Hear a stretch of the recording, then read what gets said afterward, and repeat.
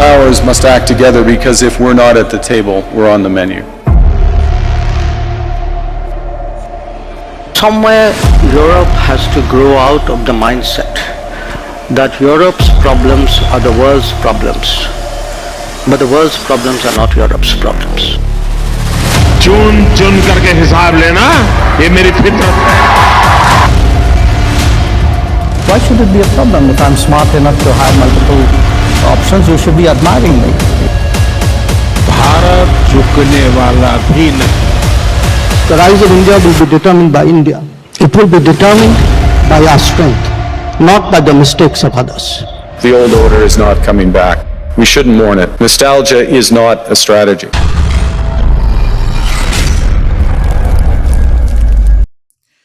Hey guys, welcome back to my channel, and let's talk about Red Sea a little bit more, because the way situation is turning out to be in the Red Sea is that it's gonna create a global economic catastrophe. Okay, this is gonna be a very serious problem, at least for a while.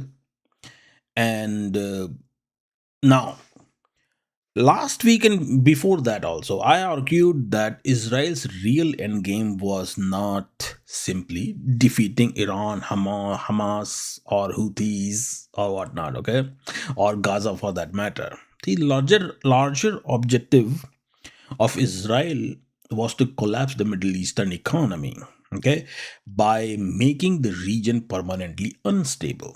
And then again,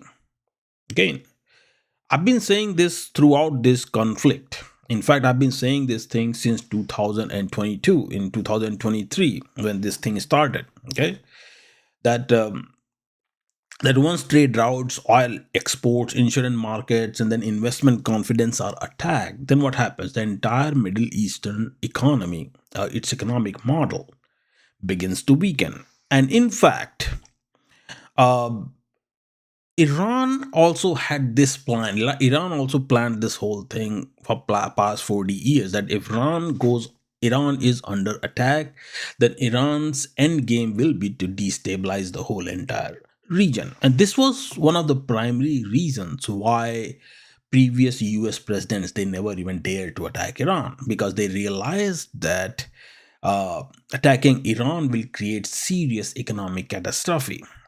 And that economic catastrophe is going to be this way. Like, let me explain this to you a little bit, okay? See, America's entire economic model, the economic system, it is very, I would say, very tightly knitted with the Saudi and the Middle Eastern market, okay? Middle Eastern oil exports and all that.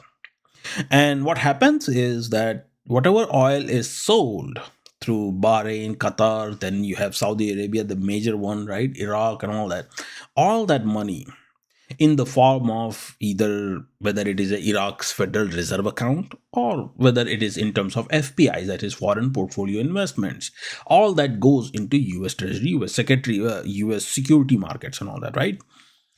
So now if all that is hit, then it's gonna have a serious impact on what? The end result will be the impact on the US economy. You have to understand this, right? And because of this reason, no previous presidents even dared to attack Iran. Otherwise, if you look into it, then Israel has been asking US to attack Iran since 1990s. Even in 1990s, Bibi Netanyahu has been found convincing US lawmakers that, oh, Iran will have nuclear weapon in next 5 years, and this was in 1990s. Okay, anyways, coming back to the point, first of all, I have explained this whole entire thing in this video, so let me actually show you the thumbnail. Okay, this is the video. Please do go check it out on my channel, and please do like and subscribe. All right, so let's get ahead and let's talk about this whole entire thing, exactly what the game is going on, what exactly is this. Okay, so now what happened is the Saudi Arabia, after the Persian Gulf, the Strait of Hormuz debacle, whatever is going on over there, Saudis tried to escape the Strait of Hormuz, and what they did is that they thought that okay, they're gonna go and start utilizing Red Sea to export their oil and all that. But now what's happening is that Houthis are now threatening the naval blockade against Saudi Arabia at Bab al-Mandeb. Okay, and I have explained all these equations into the video that I actually showed you, the Israel's nightmare. Okay, so do go and watch it. Okay, I have explained everything, the game, the whole entire game, the way this whole thing is being played and how this is gonna end. All right, so what happened is that now that escape route is also under threat. And let me actually share my screen real quick on that as well. So what's happening here is this: the Yemen's Houthis declare naval blockade against Saudi Arabia. Any Saudi foolishness will be met with severe and comprehensive escalation. Move could actually threaten Saudi oil shipments transiting the Red Sea and Bab el-Mandeb. That's what they are saying. All right. That also what they're saying is that any Saudi foolishness. The question really is the what kind of foolishness they are talking about. Okay. So what you have to understand is that you have to understand the Yemen conflict. Yemen conflict meaning that there are two factions in Yemen as such. There's one is Houthis and there is southern Yemenis that actually are fighting for their freedom and all that. And Houthis are what the only thing with the Houthis is that they are close to Saudi Arabia's southern border. Okay, now and Houthis are backed by Iran, even though Houthis only 20 to 23% or something are probably Shia, but mostly it is Sunni. But they're backed by Iran. They are Iranian proxy. I wouldn't call it a proxy, but more like an ally, Iranian ally. And the southern Yemenis, they are actually backed by Arab Emirates, the Emiratis. So now what's happening is the Saudi Arabia has a double problem. One is Houthi problem, other one is southern Yemeni problem. All right. No, not just wait till the actual game. Okay. So now what Saudis tried is that let me take out the map and let me explain you. Okay. So let's look at the game here.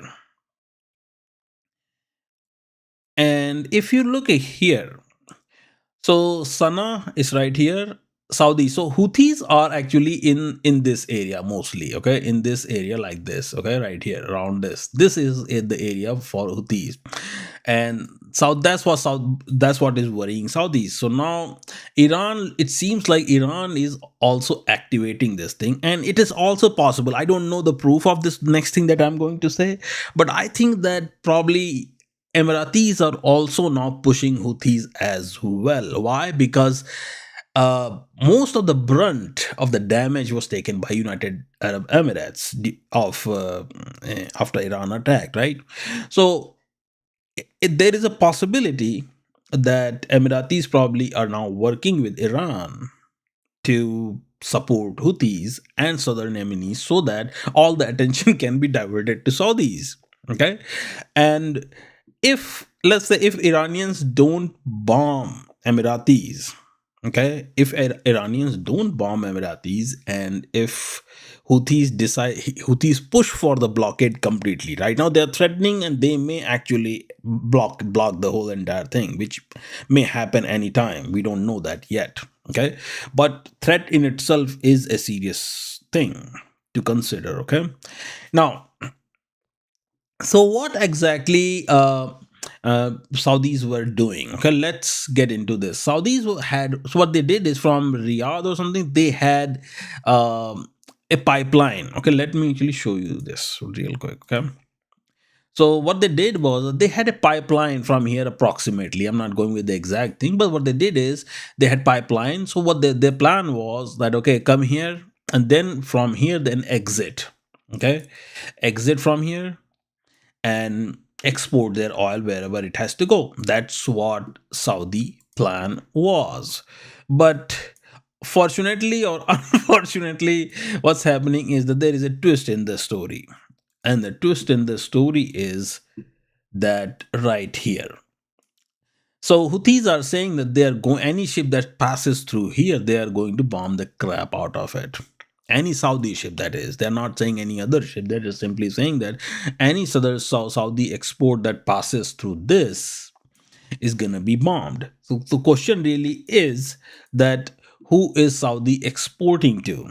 Okay, whether they are exporting to whomever they are exporting doesn't matter. Who the partners are, who the all that is. At the end of it all, this is going to create major crisis. Major crisis not just for partners who are actually importing it. Also, it's gonna be the major problem for Saudis. Why is that? Because oil export is the major source of Saudi income. It contributes almost 70 to 80% of Saudi GDP comes from the oil export. Okay, that's how they actually set up their pricing model too. Okay, you have to understand the oil pricing, how oil pricing works. I cannot explain this to you right now, but I have made videos on that as well. Okay, so oil price. So, but I will tell you this, that Saudis export hit. If Saudis cannot export their oil, then it's going to hurt their GDP in a really, really serious way. Okay, and Saudi's GDP being hit, meaning that no money going to US security markets, US bond markets, or anything.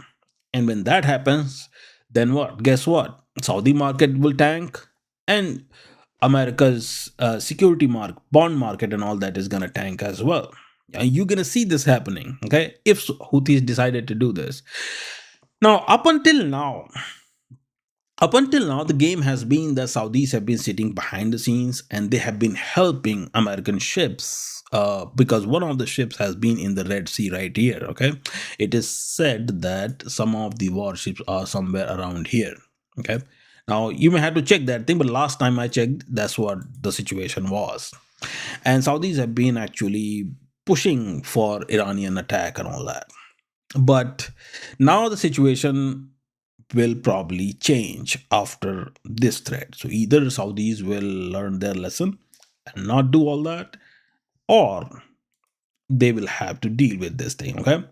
So, and this is gonna, and if I am right, then if UAE is backing this whole thing, because during the Yemen war, Saudi Arabia and UAE actually began uh, pursuing different objectives. Okay, Saudi Arabia wanted unified Yemen, while UAE backed southern separatists. I would say UAE was backing them, southern separatists, and they expanded its influence over the port and maritime routes all over. Okay, and so what this did is that when Saudi UAE actually supported this southern separatists, then this weakened the anti-Houthi coalition.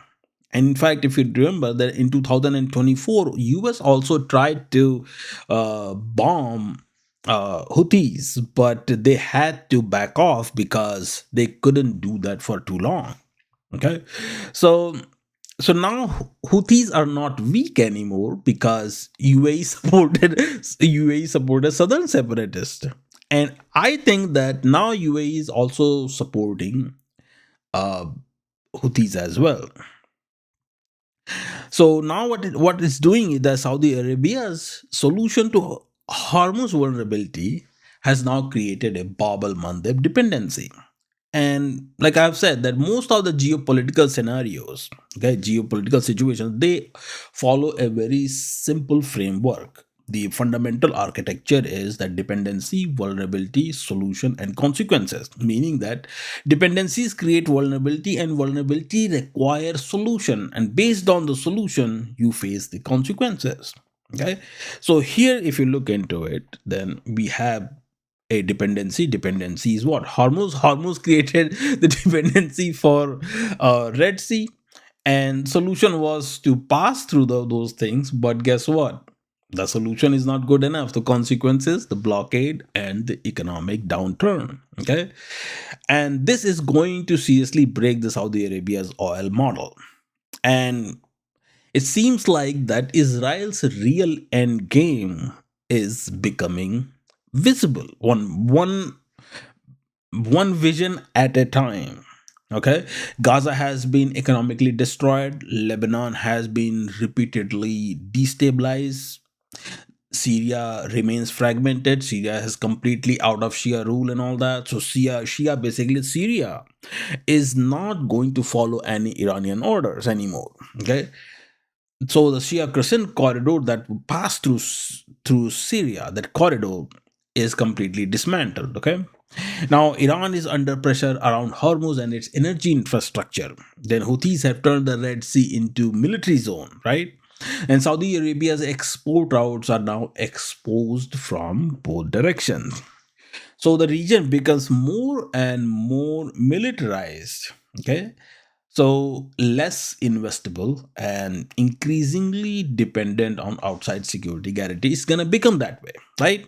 So more you militarize it, less investment and less business, and these regions that heavily depend on um, the oil money to thrive and then run their agenda all over the world, Wahhabi and all that thing. I mean, I don't want to get into all that, but that had to be taken down one way or the other. And seems like that Israelis' plan is so far working.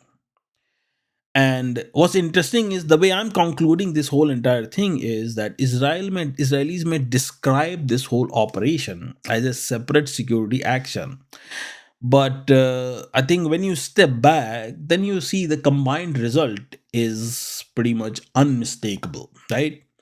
Um, and if you look into it, then economic foundations of Middle East is being systematically weakened one at a time. So that's that, right? And that's what's happening. So let's hope that uh, your Houthis will not destroy Red Sea. Otherwise, we are going to see global economic problems way more than Donald Trump actually uh, can actually realize. All right. This is it for this video, guys. I hope you learned something. Please do like and subscribe. And I'll talk to you guys in another video. Take care.